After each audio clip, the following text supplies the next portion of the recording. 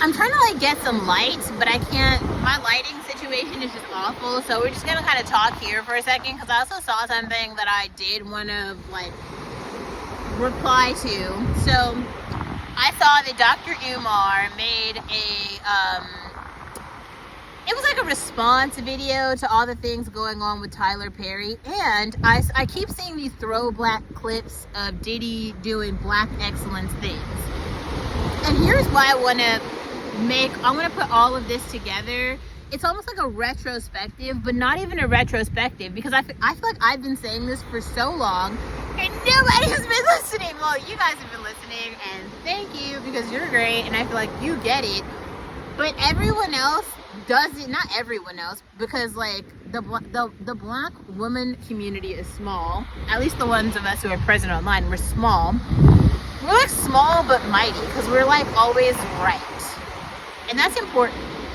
So the first thing that Dr. Umar says, he points at, like, he gives words to this experience of the guy Derek who filed the lawsuit. He basically says Derek isn't a cheap hoe.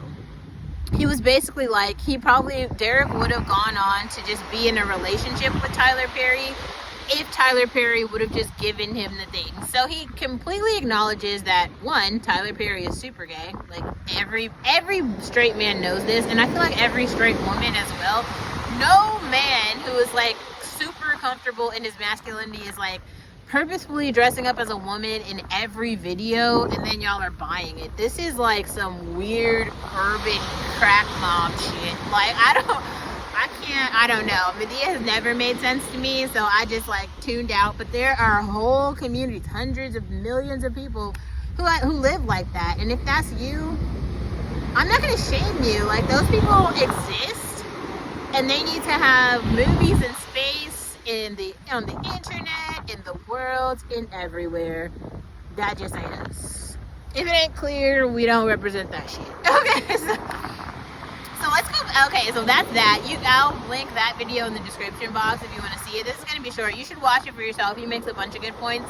He also talks about basically how, like, because black women as a collective are so scarred, and our reputation for a lot of like high profile men is so low, they believe that all black women are like whores, and that's like the stereotype just from American media. They think all of us are just awful whores. So black women start with the premise that we are promiscuous. Even as like Bonnie Blue fucks 1 million men, 1,000 million men, the other girls fucking like 20 million men in a day. All the major OnlyFans whores who are like legitimately fucking online are all white. Like, there's no black women who are making money on OnlyFans, and all black women are like on YouTube doing shit. They're still, in their minds, they're like, those black whores. It's insane, right? But let's go back for a second, because I do want to talk about Diddy and the black excellence things, because I think it's just like interesting. So basically, like, there's this like, I hate when people do that.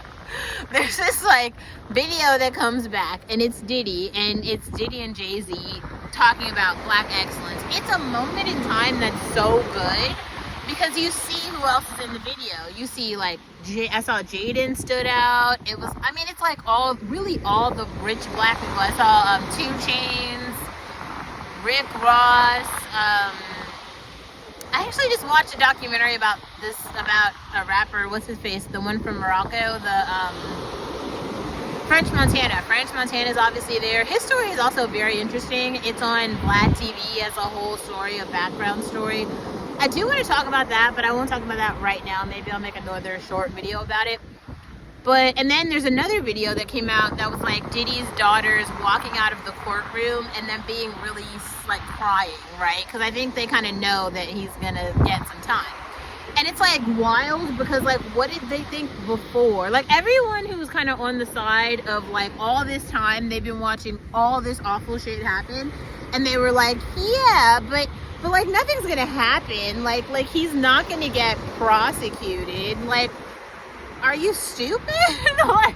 like is you stupid or is you dumb? In the words of like Mauna Leo, right? Because like, how like, karma always always comes around. Like, there's no world in which you do shit that's that bad and then karma doesn't just hit you right in the face. It'll come. It might take time. Sometimes it's years, months, decades, centuries. It always comes though. And Diddy's karma is mad. And the thing that I think is just the most interesting is like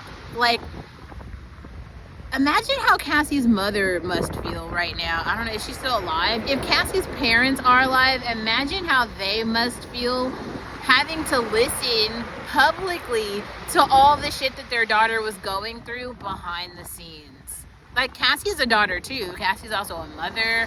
Cassie's a community member, but it isn't just Cassie. All the women that he did this shit to, imagine how their families feel. Does Diddy think his family... I think in some way, the Black Excellence crew think that they're just like so far removed from society.